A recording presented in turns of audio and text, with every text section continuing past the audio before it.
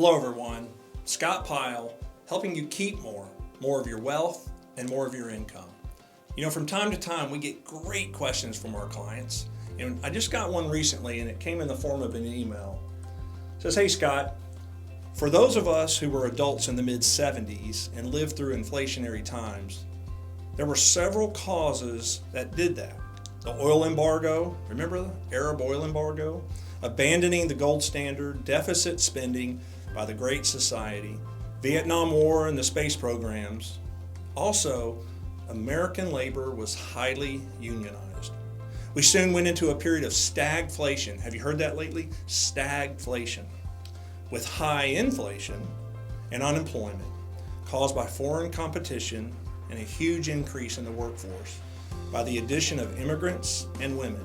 Economist Larry Summers indicates we may be entering a similar period unless inflation is crushed by monetary policy, de-unionization, foreign imports, and productivity gains, like it was in the 80s.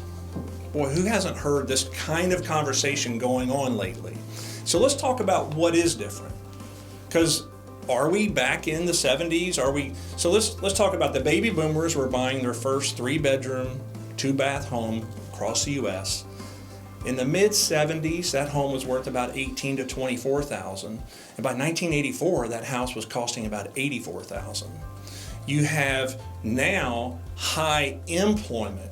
So stagflation is typically when you have high unemployment, high inflation, and low to negative growth. So if we're going to use words or categories, let's try to define them clearly so we don't get caught up and get scared by them or make decisions based on a word that has some truth and some not. So let's talk about today.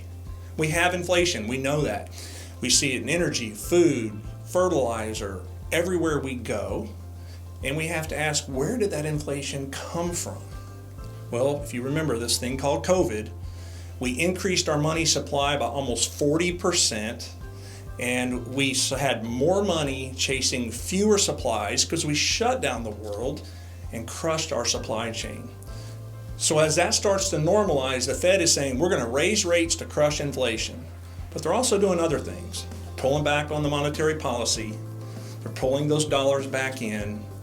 And we're going back to full employment. And by the end of this year, all the COVID spending stops. We're also coming up on midterms. So what do we have? High inflation. But the bond market is telling us by the end of this year or first quarter of next year, expect inflation to be about 4 to 5% annually. It's not my opinion. It's what the bond market is telling us by its pricing. And if we see a recession, and some of the great firms out there, and I won't name them, have said there's a 35% chance of of recession, not inflation. We know we have inflation. A 35% chance of a recession in the next 18 months. Well, 65% chance that we don't. So we tend to focus on the negative, and we're watching the Fed will be raising rates. We know that, that's priced in the market. We know where we're heading, so let's be patient and keep our eyes on the long-term investment. We're increasing our dividends, we're changing our portfolio to be where we want to be for the coming months. Thanks for tuning in. And hey, if you have a question, send it in. Talk to y'all soon.